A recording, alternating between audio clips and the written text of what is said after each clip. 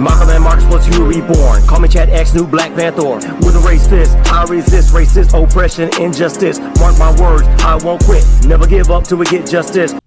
What's up, everybody? This your boy CS Motivated Minds. So as we come to another end of another Martin Luther King Day, it would not be me if I didn't say anything about Martin Luther King. So y'all gotta know me to know what I mean by that.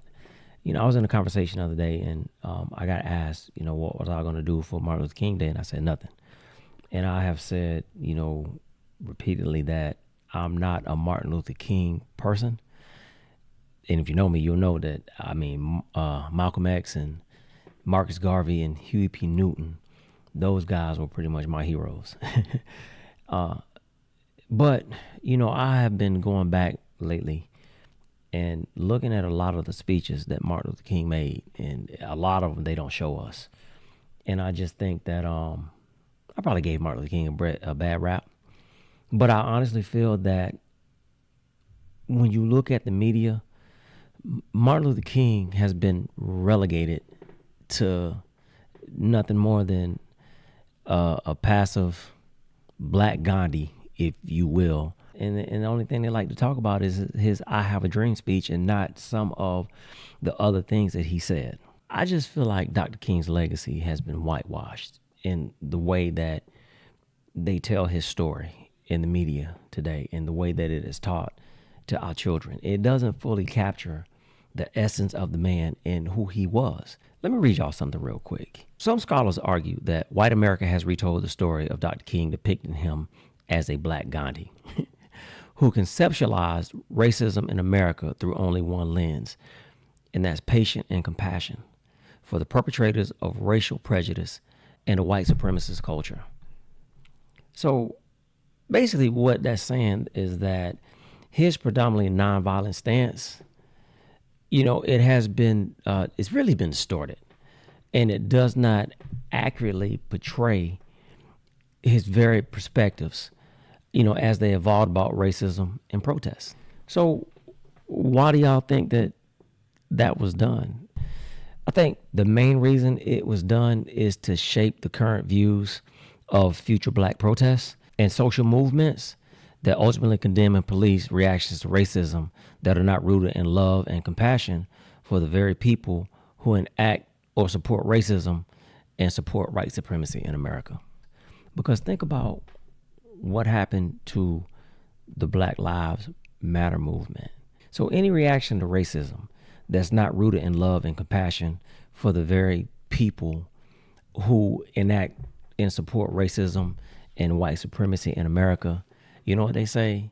They always quote Dr. King or say something about, well, Dr. King wouldn't have liked this, or you know what I'm saying? So I think that's why his image was pretty much watered down, which is why I would say that I'm not a MLK person. But I had to go back, you know, and I had to go relook him, you know, and what I've discovered, and this is just me, what I have discovered is that no, he wasn't on the level of a Malcolm X or a Huey P. Newton and the BPP, or a Stokely Carmichael, who later became Kwame Ture. But he, in my opinion, was just as radical as they were, but he just did it in his own way. Now, to the point of this video, do y'all find it funny that the Republicans, if you go back and look over the past few years, the Republicans will quote Dr. King and they will take what he said out of context to fit their narrative. So, for example, Kevin McCarthy, who was the Speaker of the House in 2021, he tweeted when speaking about critical race theory, he said that critical race theory goes against everything that Dr. King taught us. Or Mitch McConnell. Y'all know Mitch McConnell, right? Mitch McConnell said that he saw Dr. King make a speech, I want to say it was like in 1963, and he said it inspired him. When I witnessed Dr. Martin Luther King's March on Washington speech as an intern back in 1963, I dreamed about doing big things to help my state and our country. Mike Pence, yeah, our former vice president, he quoted Dr. King in an interview when he was trying to defend, 45's, our former president. He was trying to defend his building of the wall. I think what the American people saw the president do yesterday was say, I want to set the table for us resolving this issue in a way that achieves his objectives to secure the border, end the humanitarian security crisis, end the government shutdown, but also to bring together the Democrats' priorities to accomplish that. That's what the American people expect us to do. And honestly, the hearts and minds of the American people today are thinking a lot about it being the weekend where we remember the life and work of the Reverend Dr. Martin Luther King Jr. One of my favorite quotes from Dr. King was, "Now is the time to make real the promises of democracy." You think of how he changed America. He inspired us to change through the legislative process to become a more perfect union. That's exactly what President Trump is calling on the Congress to do. The governor here in Florida, Ron DeSantis, he even used Dr. King when he was introducing the Individual Freedom Act, which is also known as the Stop Wrongs to Our Kids and Employees Act, which is abbreviated as the Stop Woke Act. Yeah, he used Dr. King. You think about what MLK stood for. He said he didn't want people judged on the color of their skin, but on the content of their character. You listen to some of these people nowadays, they don't talk about that. Ted Cruz? Yeah, Ted Cruz, that senator from Texas. Yeah, he got in on the act too. Senator Ted Cruz has decided to join the discussion. The junior senator from Texas tweeted, "This is bizarre and utterly dishonest. In the 1950s and 1960s, the NAACP did extraordinarily good helping lead the civil rights movement. Today, Dr. King would be ashamed of how profoundly they've lost their way." Man, I'm telling y'all, man, these people got some nerve, right? But somebody had something to say about what Senator Cruz said. Within hours, King's youngest child, Bernice King, responded to the tweet saying, "What my father would be deeply concerned about is the harmful discriminatory legislation in Florida." Well, Bernice King and that clapback. Speaking of Bernice King, I went to her Twitter page, or X as they call it now. And over the years, she's posted some things, but she's spitting straight fire. So let me show y'all some of the things that she posted on her Twitter or X page. Y'all see that right there? Yeah, she posted that.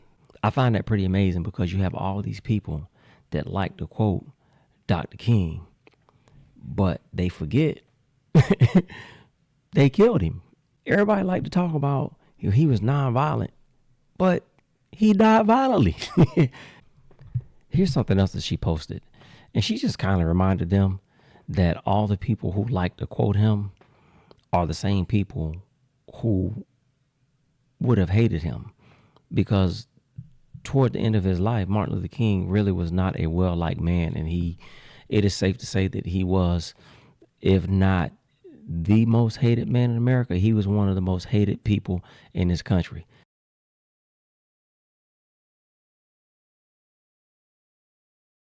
So I went through all of that, and I want to show y'all something real quick, because all of these people love to quote Martin Luther King. And what I said earlier is they are not really showing us everything about him. What they're showing us just really is the "I have a dream" speech. But Martin Luther King made a lot of speeches. And one of my favorite speeches that he did is called "The Other America." I'm not going to play the whole speech, but part of the speech, he talks about rioting, and we all know that Martin Luther King, he was nonviolent. We know that. In another video, maybe I'll talk about, we know that he got that from Gandhi, but there was a guy by the name of Bayard Rustin who introduced those principles to Martin Luther King, but that's a whole nother video. This clip I'm about to show y'all, watch this. All of our cities are potentially powder kegs as a result of the continued existence of these conditions. Many in moments of anger, many in moments of deep bitterness, engage in riots And let me say, as I've always said, and I will always continue to say, that riots are socially destructive and self-defeating. I'm still convinced that nonviolence is the most potent weapon available to oppress people in their struggle for freedom and justice. I feel that violence will only create more social problems than they will solve, and that in a real sense it is impractical for the Negro to even think of mounting a violent revolution in the United States. So I will continue to condemn riots and continue to say to my brothers and sisters that this is not the way. Continue to affirm that there is another way. But at the same time, it is as necessary for me to be as vigorous in condemning the conditions which cause persons to feel that they must engage in riotous activities as it is for me to condemn riots. I think America must see that riots do not develop out of thin air. Certain conditions continue to exist in our society, which must be condemned as vigorously as we condemn riots. But in the final analysis, a riot is the language of the unheard. And what is it that America has failed to hear? It has failed to hear that the plight of the Negro poor has worsened over the last few years. It has failed to hear that the promises of freedom and justice have not been met. And it has failed to hear that large segments of white society are more concerned about tranquility and the status quo than about justice, equality, and humanity. And so in a real sense, our nation's summers of riots are caused by our nation's winters of delay. And as long as America postpones justice, we stand in the position of having these recurrences of violence and riots over and over again. Social justice and progress are the absolute guarantors of riot prevention.